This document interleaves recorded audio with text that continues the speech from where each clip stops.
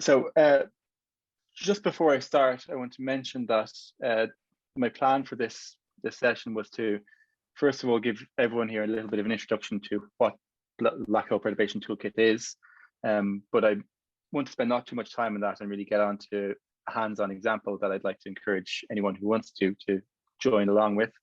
So if you want to get ready for that, what you can do is, if you go onto the website for the school, there are some files here that you can download. There are two versions of this Adiabatic inspiral Mathematica notebook, one of which has got all the answers filled in already. You can download that if you just want to read, or if you're not keeping up with what I'm doing. If you actually want to start typing in the commands yourself and follow along as I do it, you can download the second one, which doesn't have the answers filled in. So anyway, anyone who wants to participate interactively with this session, you can go ahead and download those now while I'm giving the introductory presentation. Okay, so also I just want to thank the Helvi and the organizers for the invitation to give this tutorial today on behalf of the people behind the Black Hole Perturbation Toolkit. Now, I think by now everyone here is getting quite familiar with the Einstein Toolkit, and you might be wondering, what is the Black Hole Perturbation Toolkit? What's that all about? So I'm going to spend maybe 10 minutes or so just telling you about it and the ideas behind it, what it can do. And actually, even before that, I'm sure there are people here who are wondering, what is black hole perturbation theory in general, before even asking about the toolkit. So a little bit of a motivation, or the most important motivation we have right now for using what's called black hole perturbation theory, is that we have the exciting prospect of the LISA mission launching in the next 12 to 15 years.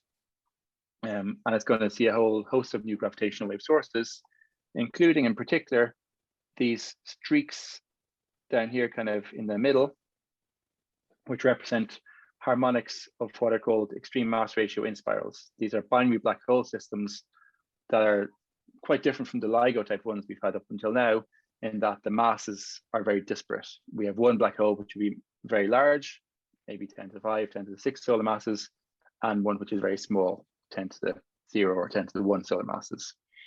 And so these are systems that we're pretty confident we'll see with LISA, and we need to be able to produce waveforms for them like we do right now for LIGO. And that's where black hole perturbation theory comes in. Really, it's the best prospect for producing these waveforms that we're going to need. So that's why we need it. We want to study MREs with LISA. What is it? Well, the basic idea is you've got two black holes in orbit around each other, and we want to solve Einstein's equations to figure out what the gravitational wave signal is from that system. And one way you could do that is using numerical relativity and solve for the full space-time metric G. But that's very, very difficult. It's very numerically or computationally expensive, and the reality is that, as things stand currently, it's not really realistic to hope numerical relativity will be able to do this. Just the computational resources are too far out of reach right now.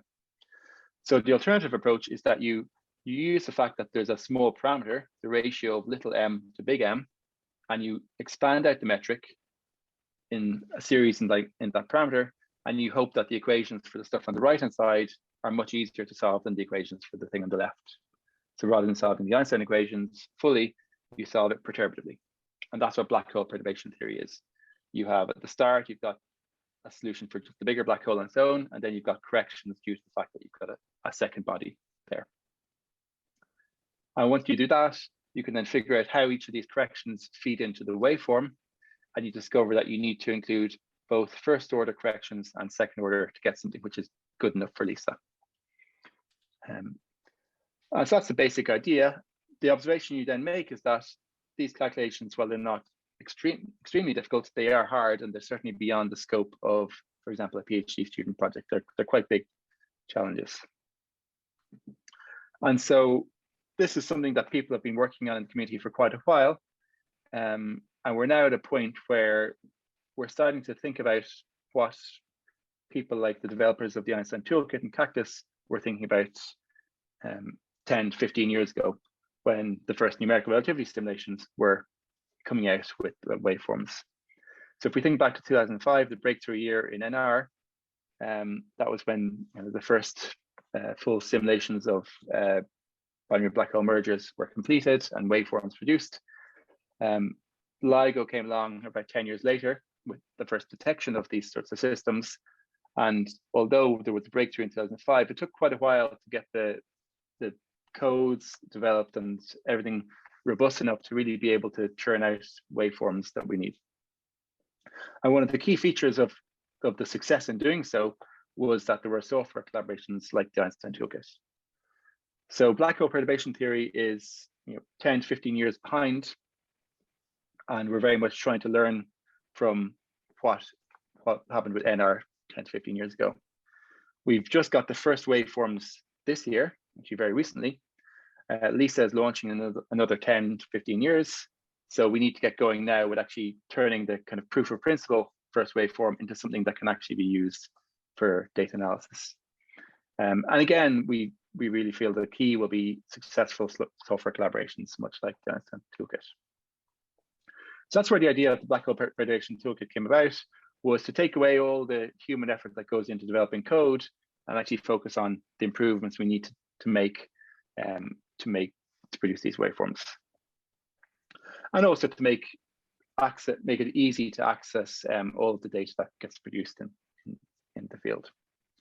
So this was an effort that started out with some researchers at University College Dublin, the University of North Carolina at Chapel Hill, and also the Kavli Institute at MIT.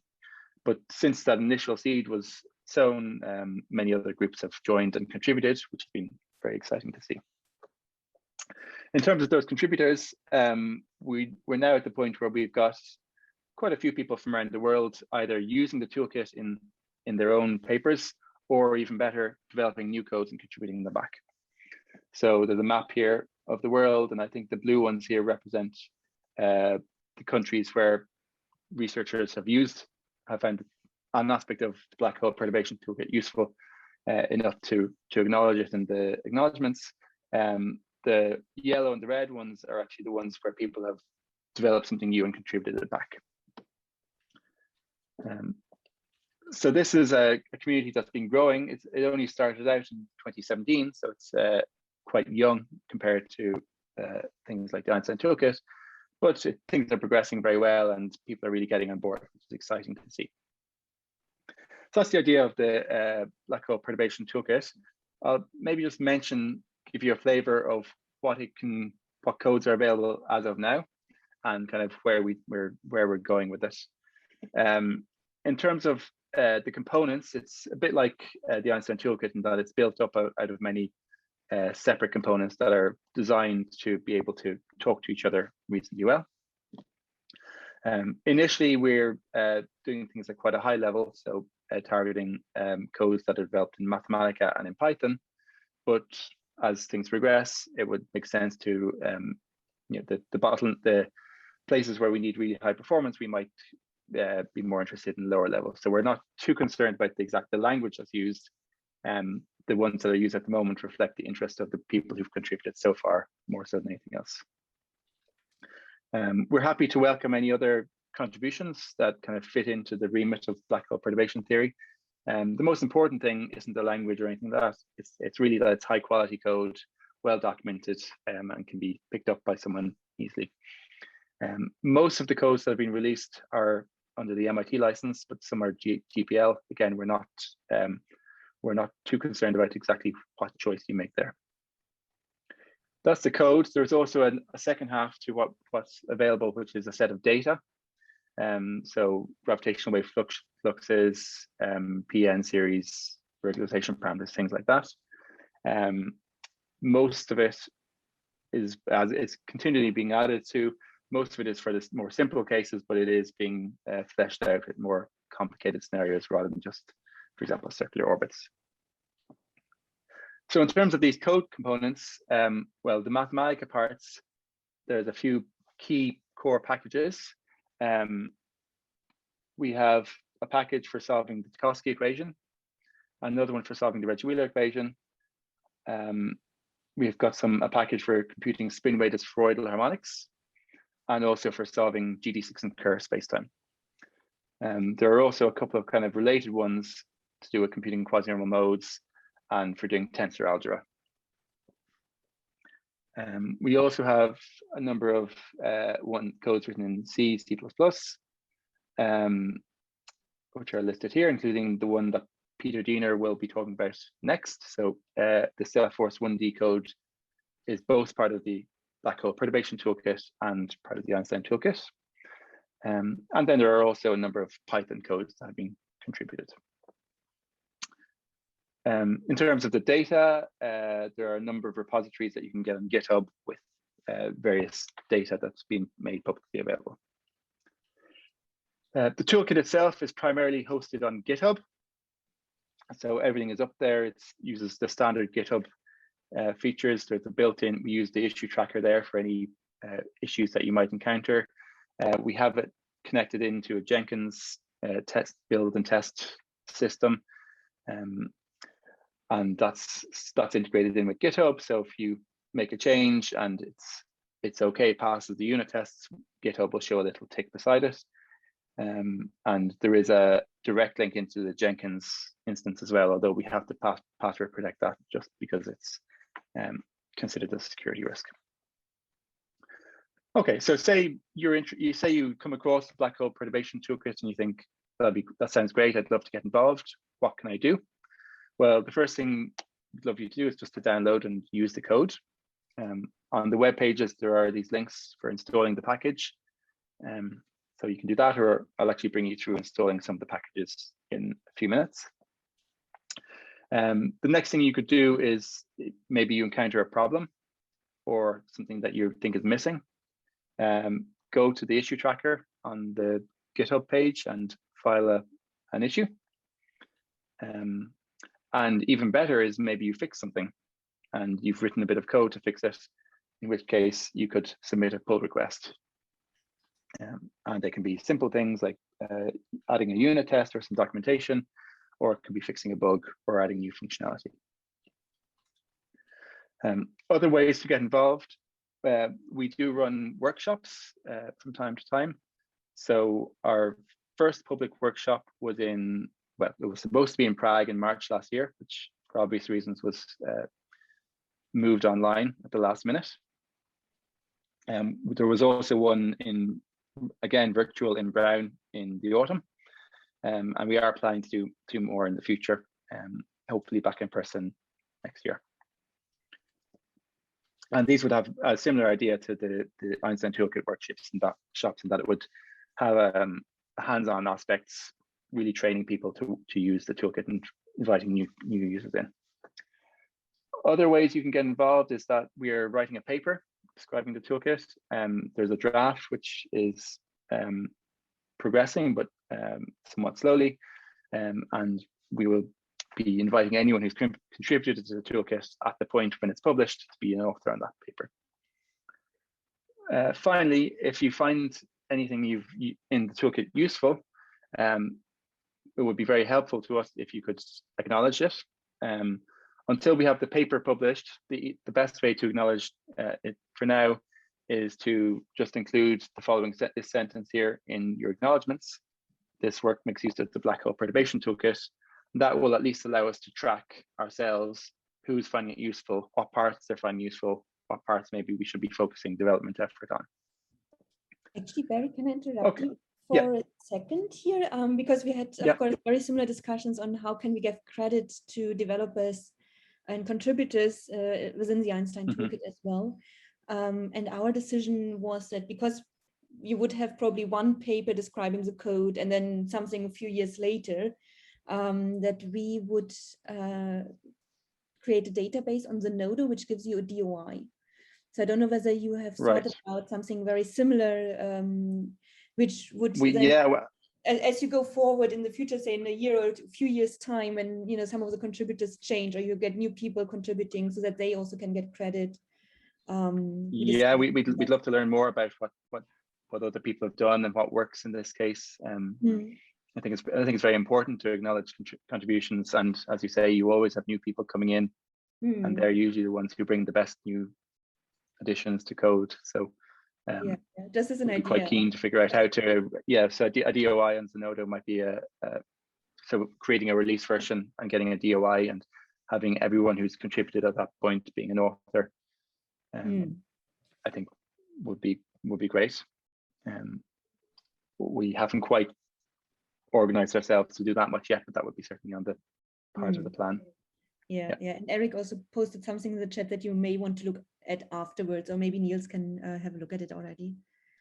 Okay. Okay, yeah, I see Niels is there, so he might be able to. Okay, yeah, continue. Yeah, okay, great. So I think that brings me to the end of the kind of the high-level tour of the toolkit. Given the nature of the school, I thought what I'd really want to do is to show you a hands-on example of something that we can do in the next 28 minutes or so, 29 minutes. And so the example I've come up with is trying to produce a waveform for a binary black hole system. So this will be particularly useful for these extreme mass ratio inspiral scenarios, but actually I'll show some comparisons with numerical relativity as well, just so you can see that it's actually working. So I have this notebook here, the Adiabatic inspiral.nb, which you can download from the website. I'm going to make the text bigger in the hope that it's legible. Can someone just let me know, is that readable now, or do I need to make the text bigger again? So to me it looks fine. I would say it's okay. Okay, great. Well, if anyone posts in the chat that they're having trouble reading, please let me know. I can make it bigger. Okay, so the idea here is that we would like to use, this is a relatively simple calculation where we'd like to use the leading order information from perturbation theory to work out a waveform for a binary black hole inspiral. And we're going to do that basically using a flux calculation. Okay, so the first thing you need to do before you do anything else is actually install the packages of the toolkit. So these packages are specifically the Mathematica ones. There are some, you can probably achieve most of this with the Gremlin code that's also available, which is a C++ code. But the Mathematica one is kind of the hands-on, easy one to work with. Okay, so for the installation, what you can do actually is just run this first section of the notebook. What this does is it does three things. It adds this server to the list of servers that Mathematica knows about for installing packages. Then the second line you can run is it downloads the list of available packages from that server.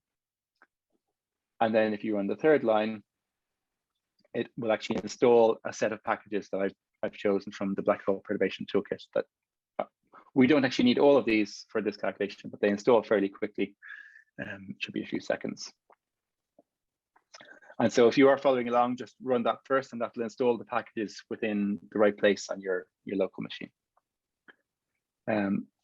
Before I go on to actually the stuff about computing the waveform, I just want to mention that if you don't know where to go with the toolkit or what to do, we have help built into Mathematica's help system. It might be a little bit hard to see this, but I'm clicking on the help menu up top here. You click on the Wolfram documentation,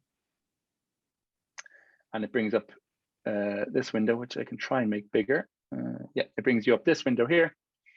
This is the usual help pages for Mathematica. If you scroll down to the bottom, the very bottom right corner, there's a link to add-ons and packages. And you should, if you click on those, see the ones that have been installed and available. So for example, say you click on the Cura GD6 package, you can click on documentation, and there's some documentation there. And most useful probably is at the bottom, there's a tutorial. And if you go into that, that kind of leads you through, very much like I'm doing today, a tutorial on what you can do with the Cura GD6 package, things like computing various things. And also you can produce nice images of orbits around a curve like this one here. So that's available. It's all built in, it's integrated with the Mathematica help pages. Okay, But I'm going to go back now to the example that you can download from the school website. So we're going to produce a waveform. It would be nice to check how that waveform compares against other ways of computing the same thing. And in particular, I'm going to choose a scenario where numerical relativity and black hole perturbation theory are going to be able to do a reasonably good job of computing the same waveform. So in black hole perturbation theory, we're using what's called an adiabatic self-forced approximation. And that's something which is valid when the small black hole is much, much smaller than the big one. So in the limit where the small one becomes very, very small, this self-force adiabatic approximation becomes better and better. And we're going to try and compare it against something that is in full numerical relativity, computed using the Einstein toolkit. So I had to look around at what was available, and one of the catalogs, in particular the RIT waveform catalog, has got a 1:15 mass ratio simulation with quite a few gravitational wave cycles.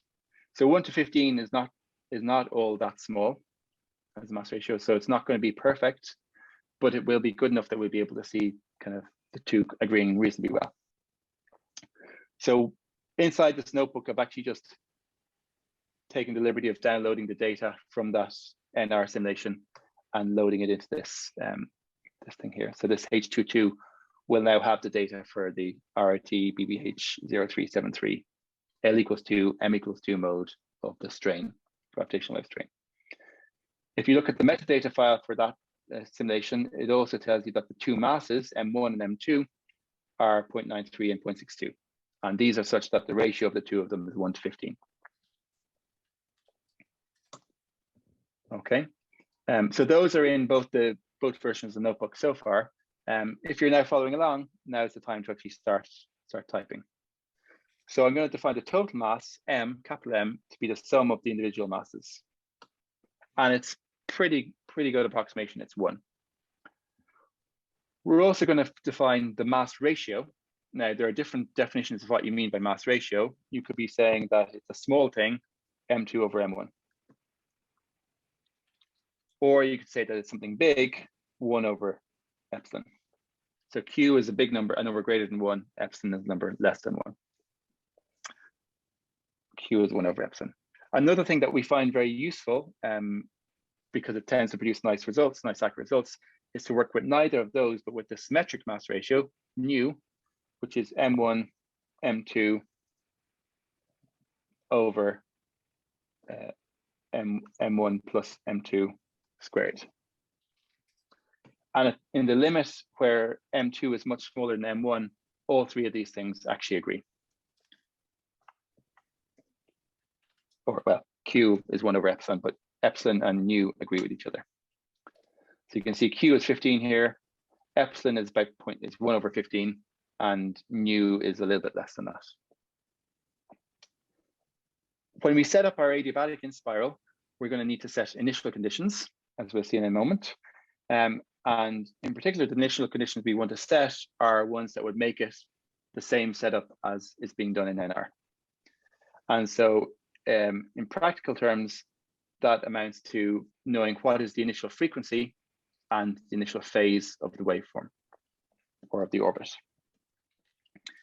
Now you can you can compute those from the NR simulation in various ways. I did it using simulation tools.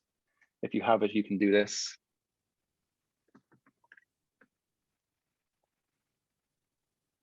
You can load simulation tools, and then the initial frequency is just the frequency of the 2-2 mode as a data table. If you don't know simulation tools, don't worry about this. And then take it at the start at the first iteration. And the orbital frequency is 1/2 the frequency of the 2-2 mode. And then there's a factor of -1 as well. Just comes from conventions. So that's the initial frequency. Yep. A quick question in the chat. Is this script not compatible with version 11? So it should be compatible. You might, if you open the notebook, I hope it's version. I'm using version 12. The toolkit is compatible with version starting from 10. The only thing I can think of that might be going wrong, if there are problems, is that perhaps this line is something specific to version 12. If it is, I'm apologize for that. I can try and reopen this afterwards with an earlier version of Mathematica and upload the notebook again so someone can try it in their own time. Yeah, that's okay. So it could be because apparently it's an unknown box name, so it could be this line. Okay. Okay. So yes, so I'm using version 12. I'm using 12 point, the latest version, but I'll upload a new one afterwards, if that's okay. Okay, thank you. Okay, so just going on, so we have an initial frequency and an initial phase. I'll call it phi 0. This is the the orbital phase. So I call it phi init, and so instead of the frequency here, we have the phase, and everything stays the same. And you'll see that you can actually skip this line anyway and just take the numbers from below if you don't have simulation tools. So this frequency tells us how far apart the black holes are initially. So it tells us that the initial separation, I call it R0, is m times omega init to the power of -2/3. And that tells us the initial separation is about 10.8 in this case for the simulation. So far we haven't used the Black Hole Perturbation Toolkit at all. Let's go on to try and now produce the same waveform as I've just loaded. I haven't shown it yet, but I'll show it at the end, as I've just loaded from the RIT catalog. And we're going to go into this adiabatic inspiral section to do that. So I have a little bit of an explanation in here about exactly how we do an adiabatic inspiral within perturbation theory. Essentially, the simple picture is that we treat the system as the small black hole being a point particle, the big black hole being a black hole, and the point particle is an orbit around it.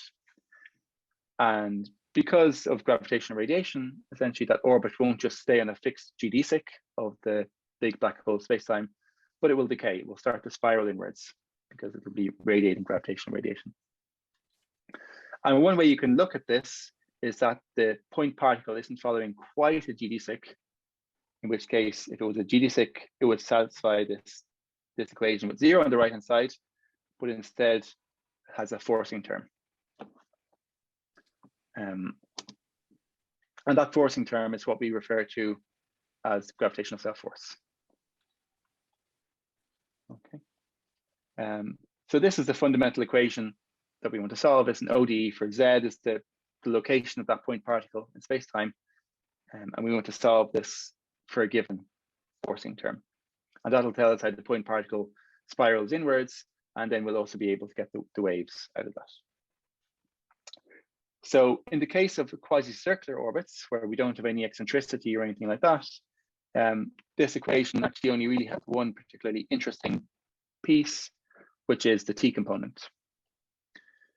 Or one that's the most important piece. And if you take the T component of this, first of all, if you ignore the forcing term, oops, this is not quite right.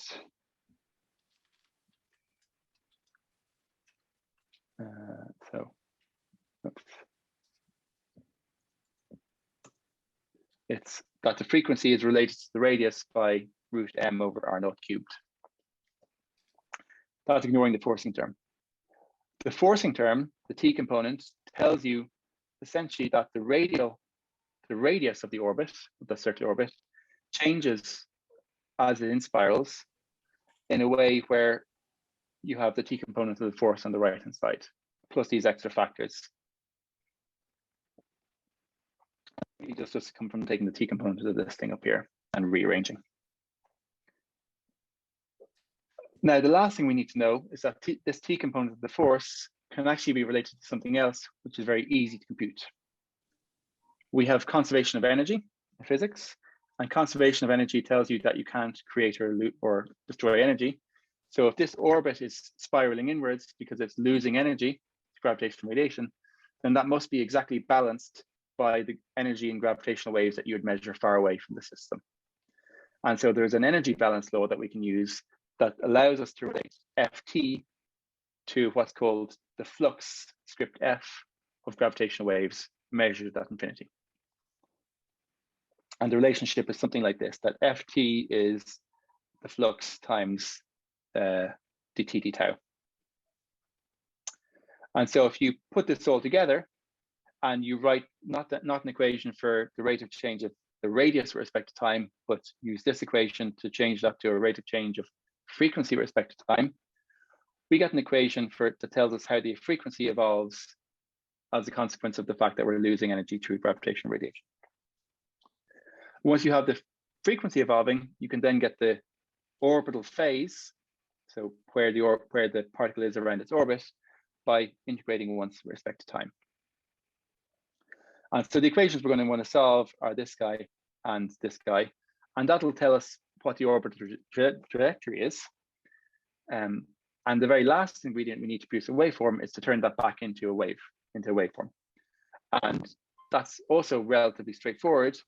All we do is we have that the phase of the orbit tells us pretty much what the phase of the waveform is. So the ETIM phi naught captures almost all of the phase in the waveform.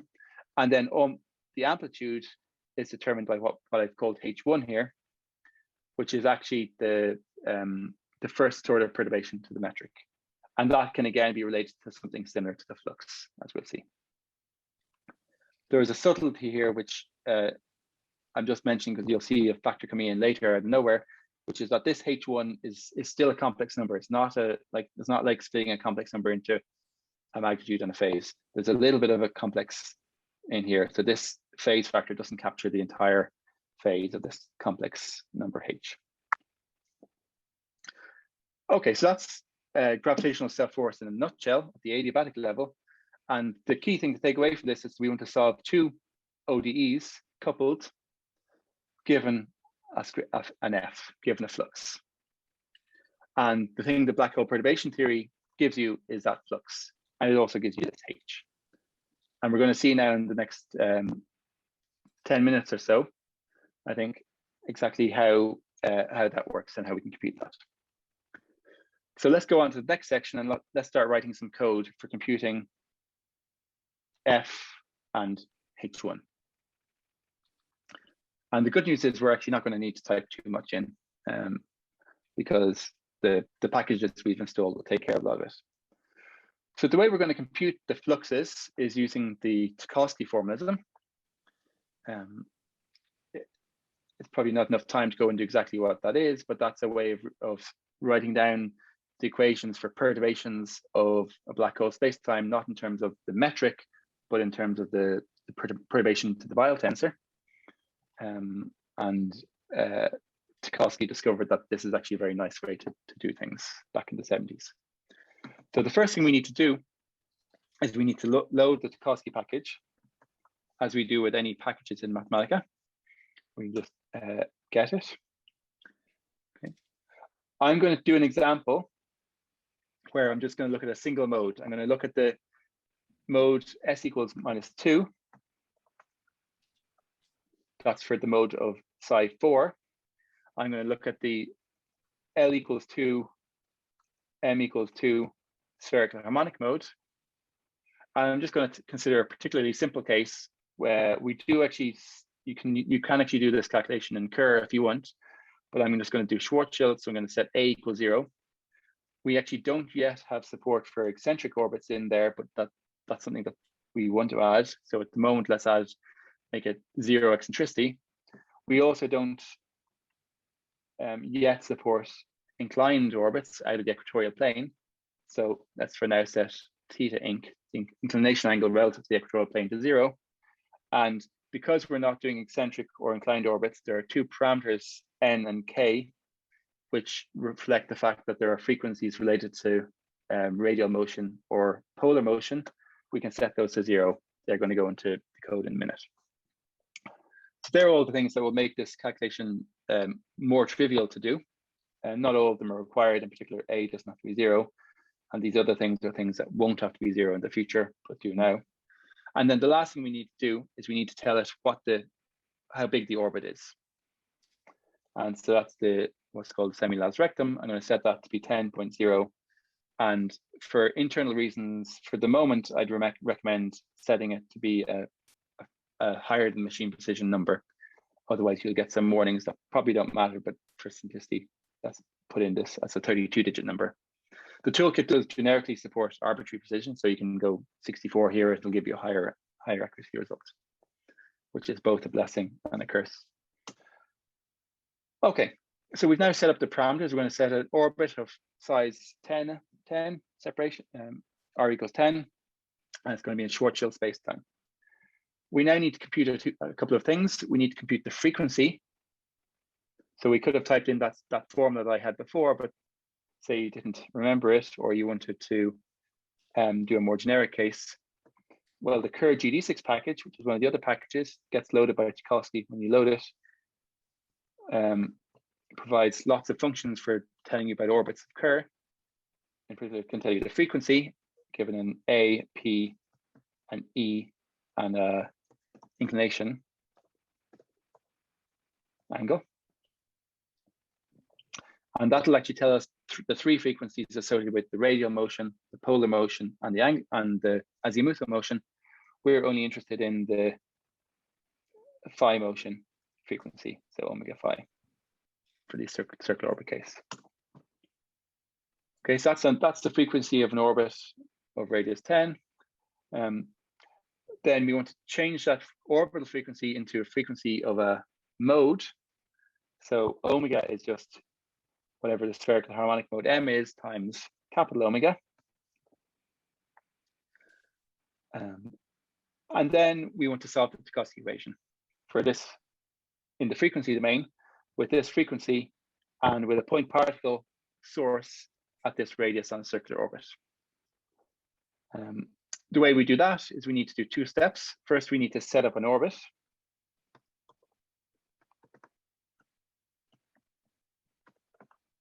Again, using the Kerr GD6 package. So that sets up an orbit object. And once we set up the orbit object, we can then compute the solution to the Tchaikovsky equation. So we can find psi4 for that given mode. So we can use the function Tchaikovsky point particle mode, give it S, L, M, N, and K are 0, and the orbit of interest.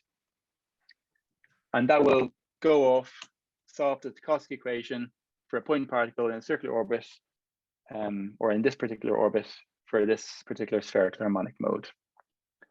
And we'll come back with this object here and tells you some information about what it's found.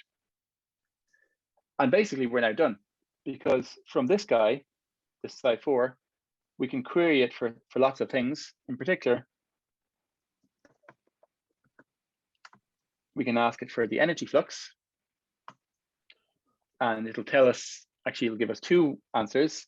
One is the energy flux, the gravitational radiation goes both out to null infinity, so through scry, and also some radiation goes into the bigger black hole in crossing the horizon. And so there are actually two values for the flux, and in general, you've got both of those to add. So we can get the flux for a given LM mode and a given radius like this. The other thing we need is those amplitudes. And well, we can immediately get the amplitudes of psi4. Let's just get the amplitude through future null infinity rather than the horizon. And that's the amplitude for psi4.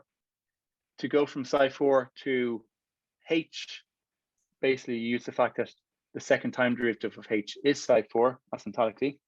So you need to integrate twice with respect to time. In other words, divide by the frequency squared. And then just due to conventions, there's a factor of 2 also to add in. 5 and so minutes. once you've done that much, okay. Once you've done that, you now have, for a given LM mode and radius, you have the flux, which is going to tell you how the orbit changes. And you also have the amplitude, which is going to tell you what the amplitude of the waveform is at that point in the orbit. And so what we can do now, and we won't be able to run it in 5 minutes, but you can certainly run it in a reasonable amount of time on your laptop, is you could do this for a whole load of, compute the flux for a whole load of LLM modes, add them all up, and you could, and then do that for a whole load of different values for the orbital separation, the radius. And likewise, you could compute these amplitudes for, well, you might only be interested in that case in the 2-2 mode, but still have to do it for a whole load of radii. And to save time in the tutorial, I've actually pre-computed those and put them into these iconized things here, which again, I suspect if you're running an earlier version of Mathematica, it might give you some weird warning or error message. But if you have Mathematica 12, you can run these 2 lines. And all I've done is I've run this previous couple of lines for a whole load of LNMs, added them up, and then done that on a grid of R values to get this F thing in here. And then I've interpolated it. And I've taken just the L equals 2, M equals 2 mode of this guy at a whole load of different radii, and again, interpolated it. So I now have the fluxes and I have the amplitudes. We're nearly ready to go. We're almost out of time, but I think we're just about there. In fact, given we're out of time, I'm not going to type in the ND solve line that you need to do, but if you're familiar with Mathematica, you should know that it can solve differential equations very easily using ND solve. You type in the differential equations. This is that equation that I had up above for the evolution equation for the frequency. This is the evolution equation for the phase. It's just that its derivative is the frequency. The frequency is related to a radius, and there are some initial conditions on those. I tell it to stop integrating once it gets to what's called the ISCO, which is where this whole thing breaks down at R equals 6. And if you run that line, it'll run in an instant basically and produce a solution. So we now have solutions for the frequency, the phase, and the radius. We can plot those 3 things as a function of time. So I'll just do the first one, for example. Plot R of t over the range of t's that we had solved for. T min, T 2 max. minutes. And you get that the radius does indeed decrease until it reaches the ISCO and then things stop. You could do the same thing with the frequency. The frequency, as you would expect, increases as the orbit gets smaller up until the end. And likewise, the phase also increases and increases at a more rapid rate as you get closer. So we've solved for the orbit now. We have this phase as a function of time, and we also have this frequency as a function of time. We're now ready to go ahead and construct a waveform. And so to compute the waveform, all we do is we take the amplitude and multiply it by the phase. So our full H, our full waveform as a function of time, is the symmetric mass ratio times that amplitude as 1 a function minute. of Please R conclude. of t times the phase as a function of the orbital phase of time. And then this extra fudge here, I won't go into it. This is that fact that this thing is actually complex at the start. So it's aligning the phases at the start. Okay, I'm just about out of time. So let me show you the result. I won't type it in, I'll just copy it in. What I'm going to now plot is the real part of the 2-2 mode loaded from that RIT 30 seconds, simulation. please conclude. And I'm going to also plot the real part of our adiabatic waveform. And what we see is something a bit like this. The black here is the numerical relativity results. The blue is what we got from our adiabatic inspiral. And sure enough, they agree quite well at initial time. We set them up to agree at initial time in phase, not in amplitude. And they do pretty well, but eventually they do go out of phase. Not surprising, because in fact our adiabatic approximation is only really valid for smaller mass ratios. 5 minutes. Particularly this leading approximation. Okay, so that's pretty much a really quick tour of how you might compute a waveform using perturbation theory. You might be a little bit disappointed that this doesn't quite agree so well, but keep in mind that this was an area where they kind of agree. In reality, you would want to apply this to a much smaller mass ratio, where the blue one would do much better. And also, there are things that you can do with this blue one. For example, you could not start at t equals 0, but you could go back a lot further in time. And there's no difficulty in producing a much longer waveform. And the NR one only starts here at t equals 0. We've now got the earlier part of the inspiral in an instant. Okay, I've gone 1 minute over. I'm sorry about that, but I guess I'll stop there if there are any questions. Okay, thanks, Barry. That was amazing. Really, really nice tutorial. So some of the questions were already answered by Niels. We have another one. Can this toolkit handle numerical inputs of the orbit? So it's done in the frequency domain. Well, this particular Tarkovsky code solves solutions to the Tarkovsky equation in the frequency domain. So it can, if you can convert that into frequencies, then yes. At the moment, the kind of the end-to-end thing is just set up for the circular orbits, but it will produce homogeneous solutions of the Tarkovsky equation, which you can then use variation of parameters to find inhomogeneous equations or inhomogeneous solutions for whatever frequencies you want. And then you can add up all the frequencies to get back to a time domain, one of your choice. But it's not out of the box set up to do that, but you could do it in principle. Okay, thank you.